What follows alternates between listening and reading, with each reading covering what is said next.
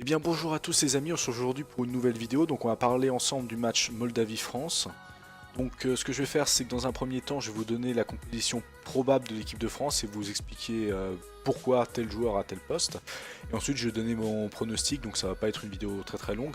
Même bon, le pronostic je vais vous le donner, même si je pense que il va pas étonner beaucoup de monde. Donc comme d'habitude, à la fin de la vidéo, si elle t'a plu, n'hésite pas à lâcher un like et à la partager et à t'abonner si c'est pas déjà fait, tu connais la chanson. Allez, on est parti.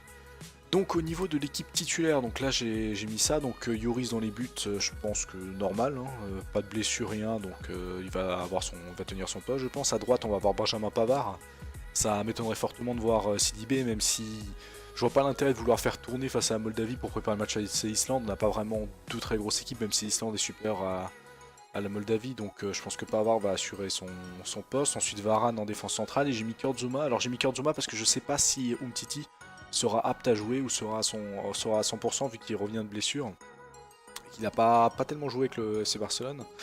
Donc on verra, ça dépend de l'état de forme d'Umtiti. Ensuite à gauche Lewin Kurzawa, parce qu'on a que lui à gauche finalement dans la liste de l'équipe de France.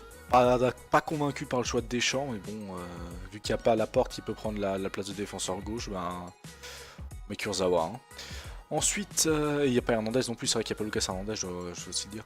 Ensuite, en milieu de terrain, donc pas de surprise, hein, je pense que milieu de terrain et attaque, je pense qu'il n'y aura pas de surprise. Pogba, Kanté, Matuidi, je vois pas l'intérêt, ça m'étonnerait fortement que Sissoko soit titularisé, je comprendrais pas ce choix-là.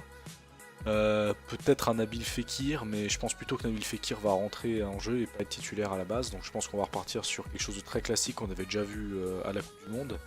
La dualité entre Matuidi et Griezmann, donc Griezmann je pense qu'il va plus être placé en avant à gauche et qui vont changer la place si Matuidi doit faire des sprints etc vers l'avant. Giroud en pointe, bon là non plus pas convaincu, mais après c'est le seul buteur quasiment qui est, enfin avec Griezmann, mais Griezmann occupera. Ça m'étonnerait que Lemar prenne la place de Griezmann, et à droite Mbappé, donc pas de grosse surprise dans cette équipe, surtout des remplaçants parce qu'il y a des blessés, donc Zouma et Kurzawa qui sont là parce qu'il y a des blessés. Mais une équipe de France qui ressemble beaucoup à l'équipe de France qu'on a eu à la Coupe du Monde. Alors est-ce que c'est positif? Pour moi non.